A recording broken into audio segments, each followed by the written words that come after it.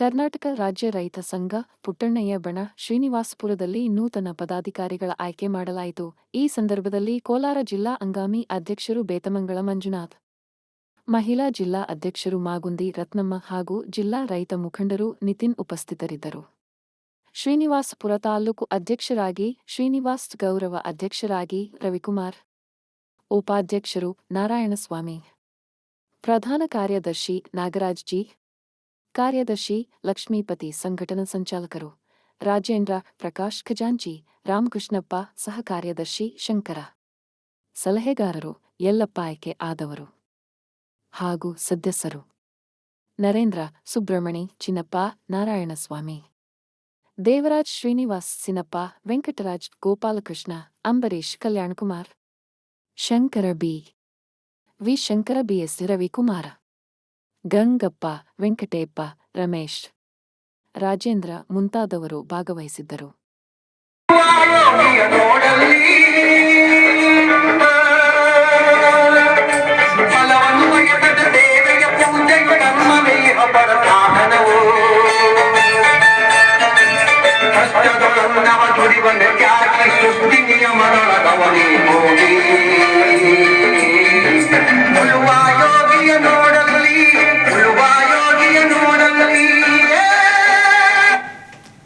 ನಡುವೆ ಹಂಗಾಮಿ ಜಿಲ್ಲಾಧ್ಯಕ್ಷ ಮಾಡಿದ್ದಾರೆ.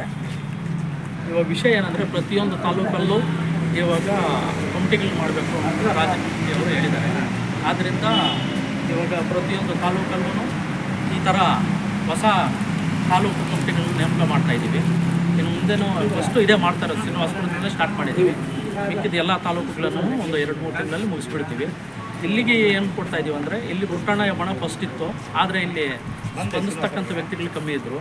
ಇವಾಗ ಸ್ಪಂದಿಸೋ ವ್ಯಕ್ತಿಗಳು ಶ್ರೀನಿವಾಸನವರು ಮುಂದಕ್ಕೆ ಬಂದಿದ್ದಾರೆ.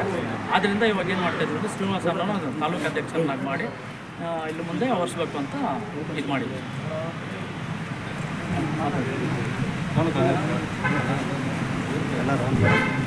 ಆಗ್ತೈತೆ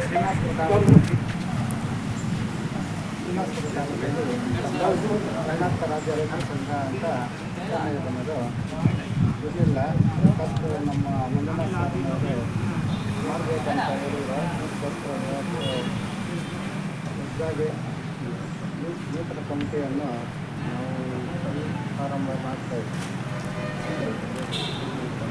ರೈತರಿಗೆ ಇರೋ ಸಮಸ್ಯೆಗಳನ್ನು ನಾವು ತಾಲೂಕಲ್ಲಿ ಯಾವುದೇ ರೈತರ ಸಮಸ್ಯೆ ಬಿಟ್ಟಂತೆ ಅದಕ್ಕೆ ನಾವು ಹೋರಾಟ ಮಾಡೋದನ್ನು